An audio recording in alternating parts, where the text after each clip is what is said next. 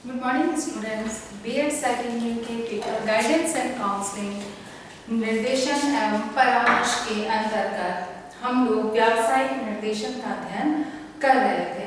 इससे पहले के वीडियोस में हमने व्यावसायिक निर्देशन वोकेशनल गाइडेंस की हमने परिभाषा और उसके उद्देश्य और विभिन्न स्तरों पर वोकेशनल एजुकेशन की किस प्रकार से उद्देश्यों की पूर्ति के लिए प्रयास किए जाते हैं उनका अध्ययन किया था।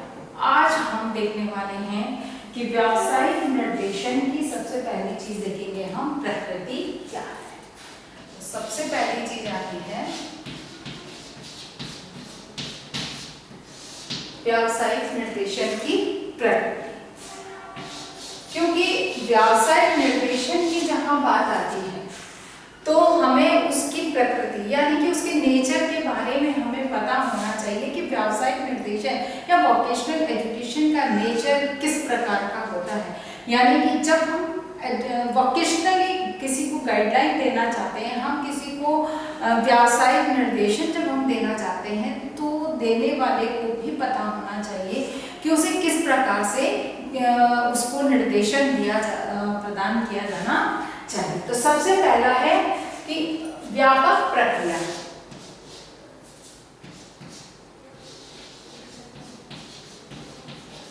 व्यापक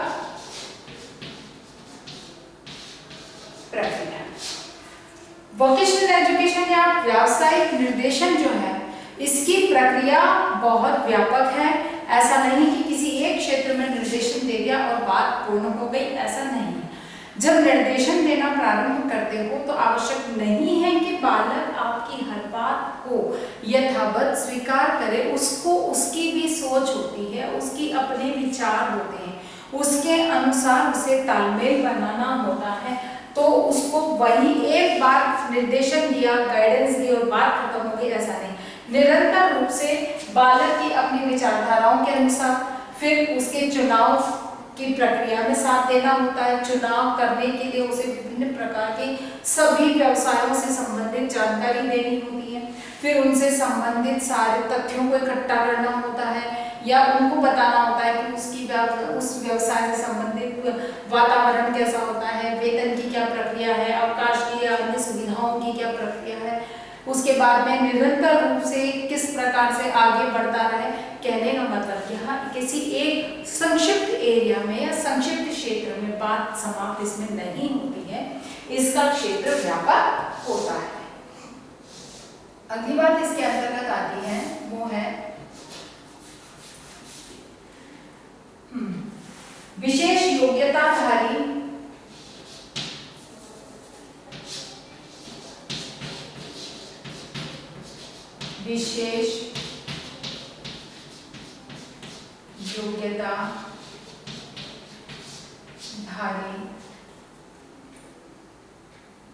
व्यक्तियों के संबंध में जानकारी।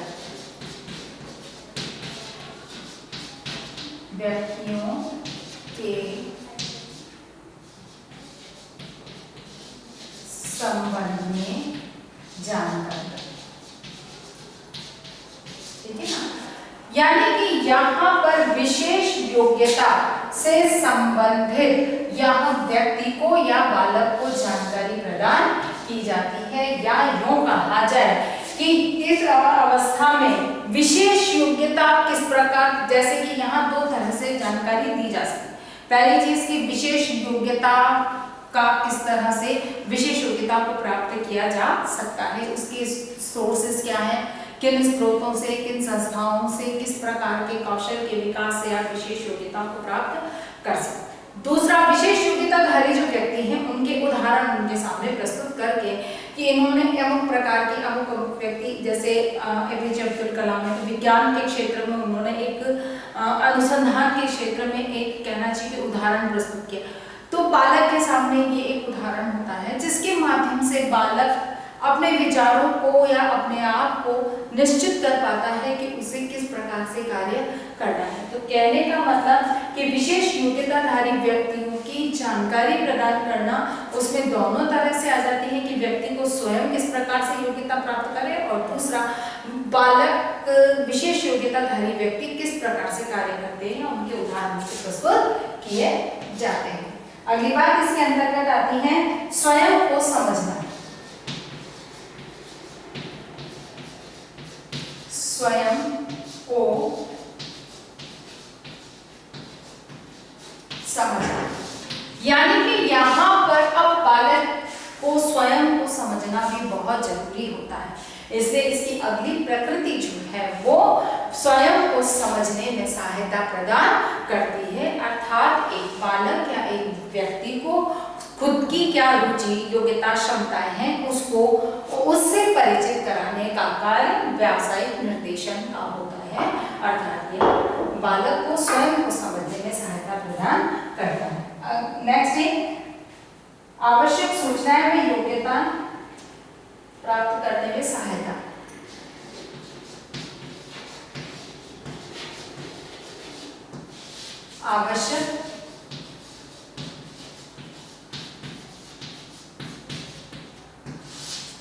आवश्यक सूचनाओं व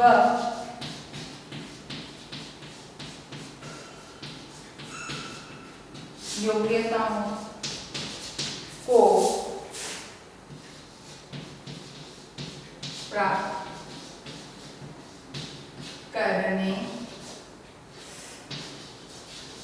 में सहायता।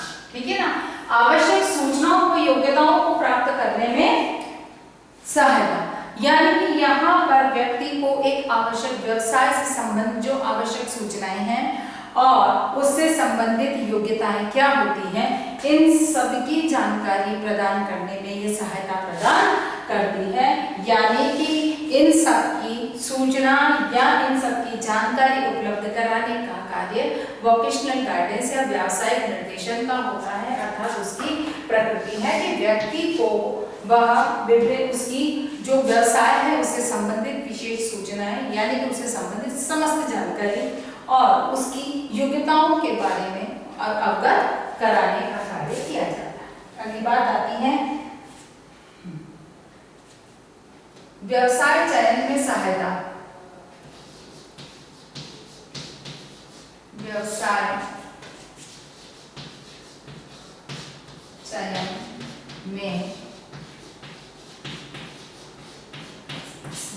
चयन में सहायता, यानी कि व्यावसायिक निर्देशन का अगला जो प्रकृति है या यूं कहा जाए कि उसके जो उसका अगला नेचर है या वो अगला जो कार्य करता है वो व्यावसायिक चयन में सहायता है, यानी कि किसी भी वोकेशन या उसके व्यवसाय को चुनने में वो सहायता प्रदान करता है, क्योंकि बालक को वो स्वयं को समझने में सहयोग प्रदान करता है। विभिन्न प्रकार की किस प्रकार की योग्यताएं उसमें होनी चाहिए उनको बताने का कार्य करता है, जिसकी वजह से बालक अपने आप को समझ पाता है, अपनी रुचि, योग्यता, क्षमताओं को समझ पाता है, अपनी विशेष योग्यता के लिए वो प्रयास कर सकता है कि मुझे किस से संबंधित योग्यता हासिल करनी है, तो मुझे उससे संबंधित प्रारंभिक क्या प्रयास करने होंगे। तो इसकी जानकारी प्रदान के द्वारा बालक अपने व्यवसाय का चयन कर सकता है, क्योंकि उसके पास सही सूचनाएं जब उपलब्ध होती हैं तो वो सही व्यवसाय को चुन सकता है। अगली बात इसमें आती है प्रवेश व प्रगति के लिए सहायता। प्रवेश व प्रगति में सहायता, यानी कि बालक ने जैसे अपना व्यवसाय चयन तो कर लिया, चयन करने के बाद अब ये तय करना होता है कि उसके लिए जिन योग्यताओं की आवश्यकता है या जिन विशेष योग्यताओं की आवश्यकता है उसके लिए उसे किस विद्यालय या महाविद्यालय, किस विद्यालय या किस महाविद्यालय में प्रवेश लेना चाहिए, किस प्रकार की या कोई और जो वोकेशनल एजुकेशन देने वाली संस्था है उसमें उसे एडमिशन लेना चाहिए, जिससे कि वह अपनी उन्नति और अपना विकास कर सके। अर्थात कि सबसे पहले तो प्रवेश की बात आती है कि प्रवेश कैसे लिया जाए, यानी कि जिस भी संस्था, विद्यालय या संगठन या इंस्टीट्यूट में उसको एडमिशन लेना है तो उस प्रवेश की क्या प्रक्रिया है, किस तरह से उसे तैयारी करनी है, कौन से एग्जाम्स देने हैं। जैसे आप उसको टीचर बनना है तो उसको पीटीईटी या डीएलएड का एंट्रेंस एग्जाम देना है, डीएलएड या फिर पीटीईटी का उसे एग्जाम देना है। अब वो एग्जाम कहाँ से देना है, फॉर्म कब भरने हैं, कहाँ से भरने हैं, किस तरह के उसको तैयारी करनी है और एग्जाम उसे किस तरह से अटेम्प्ट करना है, दो व्यावसायिक निर्देशन इससे संबंधित जानकारी बालक को प्रदान करता है। और उसके आगे प्रगति, यानी कि आपने चयन तो कर लिया लेकिन अब आगे और अधिक दिन प्रतिदिन विकास की उन्नति किस तरह से करें, उसके लिए भी गाइडलाइन देने का कार्य व्यावसायिक निर्देशन का होता है। अगली बात इसके अंतर्गत है वो है संतुष्टि प्राप्त करना।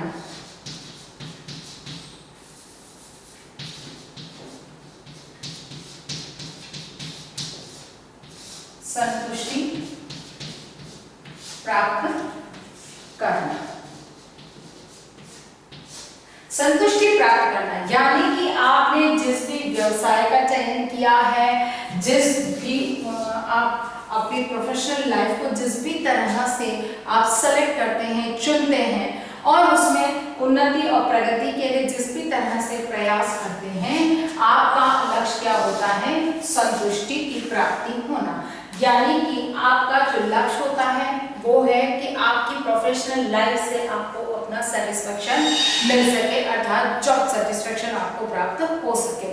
तो इसके लिए व्यावसायिक निर्देशन जो है, वोकेशनल गाइडेंस जो है, वो आपको इस संतुष्टि को प्रदान करने में या इसे एक संतोषप्रद वातावरण के निर्माण में सहायता प्रदान करता है कि आप जिस तरह के व्यवसाय का आपने चुनाव किया है उस व्यवसाय से आपको किस प्रकार से अपने आप को सेटिस्फाइड करना है। क्योंकि कई बार होता है कि हम व्यवसाय चुन तो लेते हैं लेकिन अपनी कुछ गलत डिसीजन, कुछ गलत नीतियों के कारण अपने पसंदीदा व्यवसाय से भी हम असंतुष्ट होते चले जाते हैं। ऐसे में आपके विकास और प्रगति की जो बात आती है वह संभव नहीं है, उसमें अवरोध उत्पन्न हो जाता है। इसलिए आवश्यक है कि आप अपने सही नीतियों का निर्धारण करें, अपने कार्य के तरीके को सही ढंग से, सही दिशा में और पूरे एफर्ट, सही एफर्ट के साथ में अगर उसमें कार्य करते हैं तो आपको संतुष्टि प्राप्त होती है।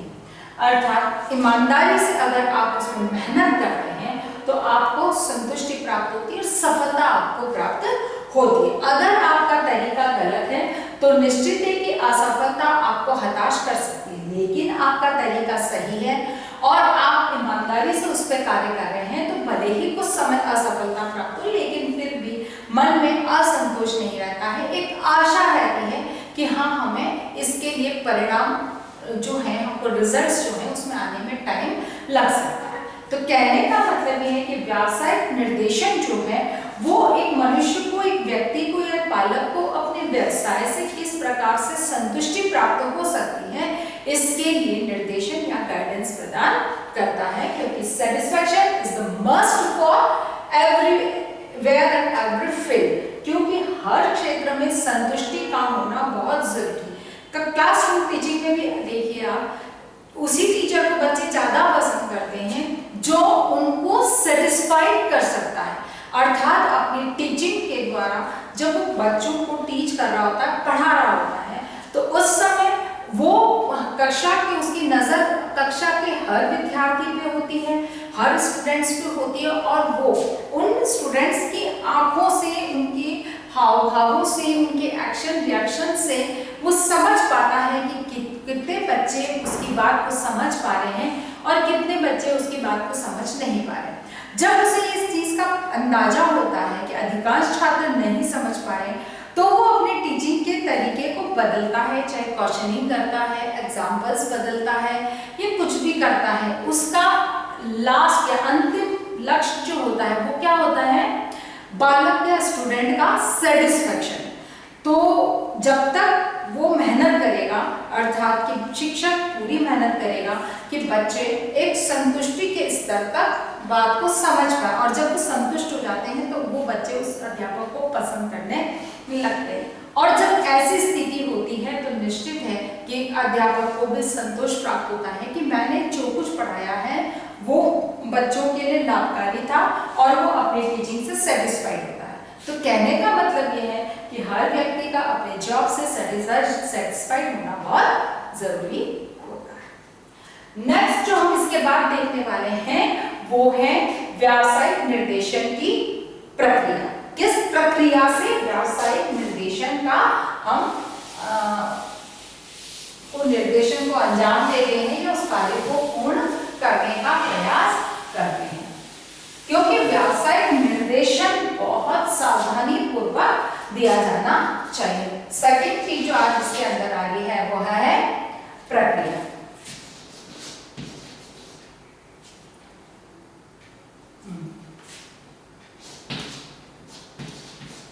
प्रक्रिया, ठीक है ना। अब प्रक्रिया क्या है, क्योंकि व्यावसायिक निर्देशन बहुत सावधानी पूर्वक दिया जाना चाहिए। क्यों? क्योंकि ये जो निर्देशन का प्रक्रिया है या ये गाइडेंस का जो एरिया है ये बालक के संपूर्ण भविष्य को प्रभावित करता है। किसको? भविष्य को प्रभावित करता है, यानी कि इससे, इस निर्देशन से बालक का व्यावसायिक जीवन जुड़ा होता है।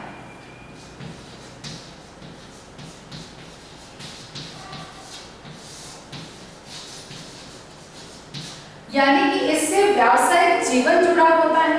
व्यावसायिक जीवन के जुड़े होने के कारण ये बहुत जरूरी हो जाता है कि उसको सही गाइडलाइन प्रदान की जाए या सही गाइडेंस उसको दी जाए। अगर बच्चे को गाइडेंस सही नहीं दी जाती है और आपकी ही गाइडेंस की वजह से बालक ने कोई ऐसा व्यवसाय चुन लिया है जो जिसके लिए उसमें क्षमता नहीं है, उसकी रुचि नहीं है, उसकी योग्यता नहीं है, तो ऐसे में या उसकी रुचि योग्यता होने के बावजूद भी उसके पास वैसे संसाधन उपलब्ध नहीं है या संसाधन जुटा लेने के लिए आर्थिक संसाधन उसके पास उपलब्ध नहीं है या वो कहीं से आर्थिक संसाधनों की व्यवस्था भी नहीं कर सकता है, तो ऐसे में निश्चित है कि उसका व्यावसायिक जीवन जो है वो संतोषप्रद नहीं होगा और उसमें उथल-पुथल मची रहेगी और वो जीवन से हताश हो जाएगा। इसीलिए व्यावसायिक निर्देशन की जो प्रक्रिया है वो बहुत सावधानी पूर्वक और बहुत ध्यान से अध्यापक को या निर्देशनकर्ता को इसमें ध्यान रखना होता है। पहला है समय अवधि की व्यापकता।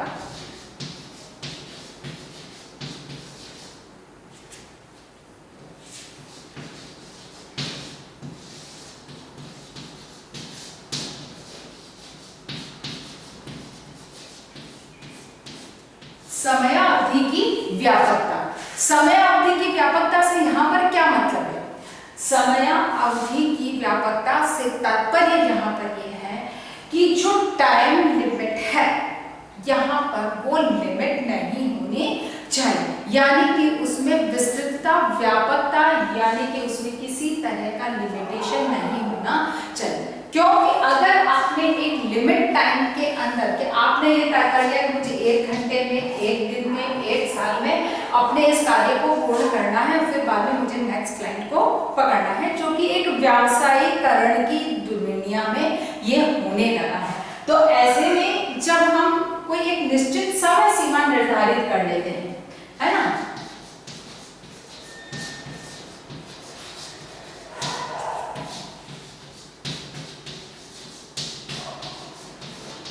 जब हम समय सीमा का निर्धारण कर लेते हैं तो ये मानकर चलिए कि हमारा जो व्यावसायिक निर्देशन का कार्य है वो या तो अपूर्ण रहेगा या सफलतापूर्वक नहीं होगा। अर्थात कि इसमें ना तो निर्देशन निर्देशनकर्ता को सक्सेस मिलेगी और न ही प्राप्तकर्ता को सक्सेस मिलेगी।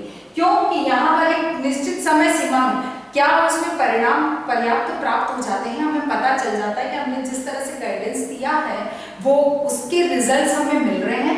नहीं, रिजल्ट्स एकदम से नहीं मिलते हैं।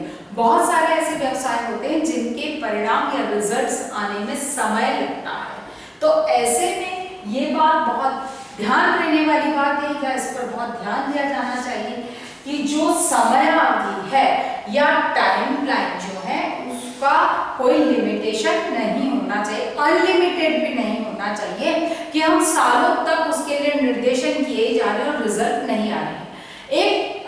एक टाइमलाइन, जैसे 2 साल का हमने समय दिया कि हमने गाइडेंस शुरू करी, 1 दिन में कार्य नहीं होता, 1 महीने में कार्य नहीं होता है, 6 महीने या साल भर में परिणाम आने लगते हैं।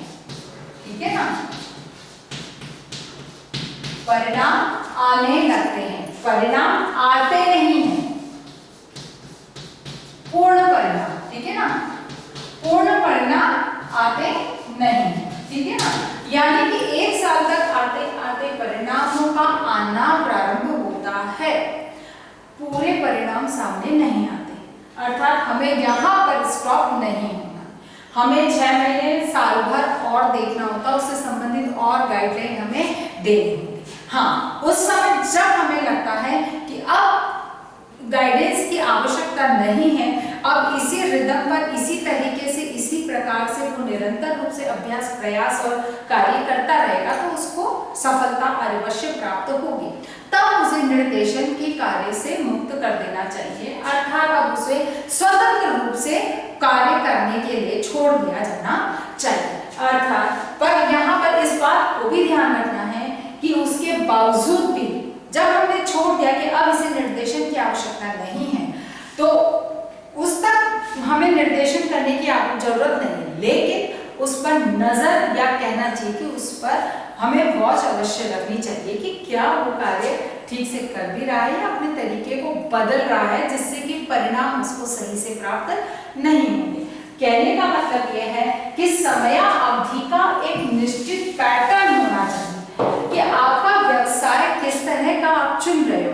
और उसके लिए जैसे आपने इंजीनियरिंग करना चाह रहे हो तो आपका जो एक स्टार्टिंग पैटर्न है वो क्या है कि कौन से आपको किस तरह के कॉम्पिटिटिव एग्जाम्स देने होंगे, उसके लिए क्या तैयारी करनी होगी, एग्जाम क्लियर करने के बाद में कौन सा कॉलेज आपको सेलेक्ट करना चाहिए और कॉलेज के किस तरह से रिजल्ट्स को आपको ध्यान में रखना चाहिए।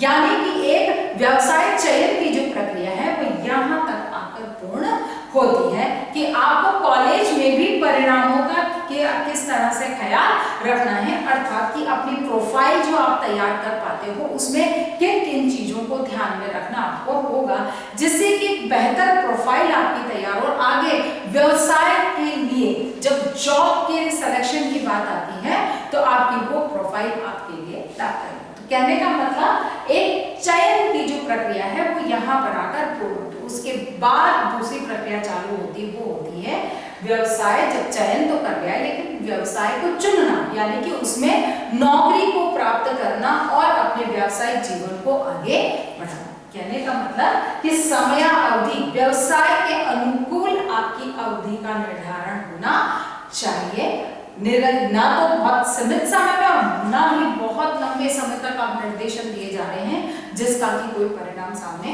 नहीं आ रहा। नेक्स्ट पार्ट जो आती है वो आती है मानव व्यक्तित्व की जटिलता।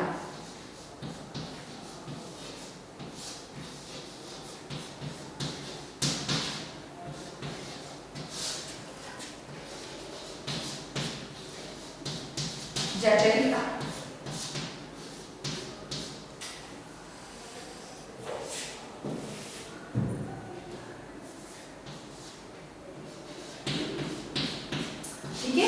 मानव व्यक्तित्व की जटिलता यानी कि व्यक्तिगत भिन्नताएं।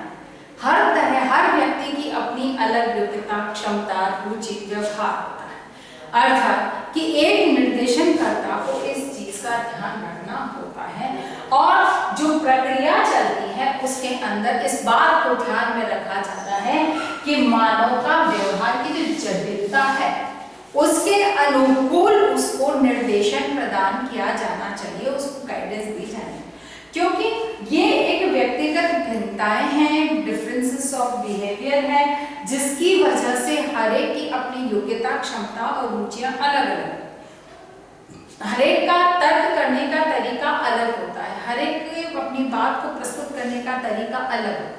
किसी भी व्यवसाय के बारे में सोचना या उसके प्रति जो एक एटीट्यूड होता है वो हर एक का अपना अलग अलग होता है। तो ऐसे में ये एक जटिलता, व्यवहार में एक जटिलता यानी कि हस्तक्षेप आ जाती है, जिसकी वजह से निर्देशनकर्ता को इस चीज को ध्यान में रखते हुए इस कार्य को करना होता है। यानी कि इस प्रक्रिया के अंतर्गत इस बात को ध्यान में रखा जाता है कि व्यक्ति का व्यक्तित्व कैसा है, उसका व्यवहार कैसा है, उसकी सोच कैसी है, उसके चिंतन का तरीका कैसा है, उसके किसी भी कार्य के प्रति यानी कि कार्य करने की क्षमता का कितना उसमें वो क्षमता है, काम करने की आदत उसमें है भी या नहीं है। इन चीजों को ध्यान में रखते हुए निर्देशन का कार्य किया जाता है। अगर किसी व्यक्ति में कड़ी मेहनत करने की क्षमता नहीं है या आदत नहीं है और आप उसे कड़ी मेहनत करने वाला काम सौंप दो, जैसे वो बच्चा है कि नहीं मैं तो बैठ के बहुत अच्छे से काम कर सकता हूँ फॉर एग्जाम्पल, ठीक है, और वो अगर उसे कहा जाए कि भाई तू चार्टर्ड अकाउंटेंटशिप कर ले तो तेरे को तो ऑफिस में बैठ के अकाउंट्स करने हैं, ठीक है ना, ज्यादा तेरे को इधर उधर घूमना नहीं पड़ेगा। लेकिन उस बच्चे को हमने डाल दिया इंजीनियरिंग में, वो भी सिविल वर्क में, सिविल इंजीनियरिंग में। आप सोचिए उसको सिविल इंजीनियरिंग के लिए तो उसको कड़ी मेहनत करनी होगी, कड़ी धूप में खड़ा होना होगा, फिर ये कहा जाए कि चूना मट्टी पत्थर से भी उसको उनसे बातें उसे करनी होगी, कारीगर मजदूरों से उसे माथा मारना होगा। तो ये सब क्या है, ये सब मेहनत वो बच्चा नहीं कर सकता। तो ऐसे में जब वो कड़ी मेहनत करने का आदी नहीं है तो निश्चित है कि आप खुद किस व्यवसाय में वो सफल हो पाएगा। तो निश्चित है हम उसके लिए चार्टर्ड अकाउंटेंटशिप या कंपनी सेक्रेटरीशिप या ऐसा कोई या आईटी सेक्टर में हम ऐसा चुनेंगे जिसमें वो ऑफिस में बैठकर एक दिमागी मशक्कत करके और बहुत अच्छा कार्य कर सकता है। तो हम उसकी जो प्रक्रिया है उसी के अनुकूल उसे चलाते हैं। अंतिम बात जो आती है इसके अंदर आती है वो परिवर्तन एवं गतिशीलता। परिवर्तन एवं गतिशीलता, ठीक है ना। इसमें परिवर्तन और गतिशीलता पाई जाती है। परिवर्तन प्रकृति का नियम है, गतिशीलता निरंतर मनुष्य की प्रकृति है। तो जब हम निर्देशन की बात करते हैं तो निर्देशन, व्यावसायिक निर्देशन देते समय इस बात को ध्यान में रखा जाता है कि किस तरह से परिवर्तन होता है, क्या हो रहा है, कैसा होता है, किस तरह का हो सकता है। गतिशीलता की प्रक्रिया क्या है, किस तरह से निरंतर रूप से आपको गति करनी होगी या गतिशीलता की वहां प्रवृत्ति पाई जाती है, इस चीज को ध्यान में रखते हुए निर्देशन का कार्य किया जाता है। यानी कि निर्देशन की जो प्रक्रिया है वो परिवर्तन और गतिशीलता के आधार पर क्रियाशील होती है। आशा करती हूँ कि मेरी आज की बात आपको समझ में आई होगी। आज हमने 2 टॉपिक्स उठाए थे, व्यावसायिक निर्देशन की प्रकृति और प्रक्रिया, ठीक है। तो आज का हमारा क्वेश्चन है होमवर्क का,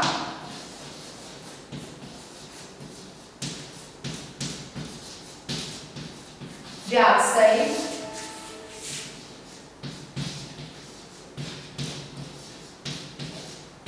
निर्देशन की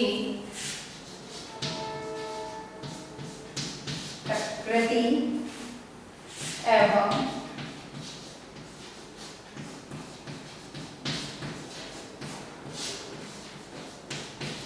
प्रक्रिया को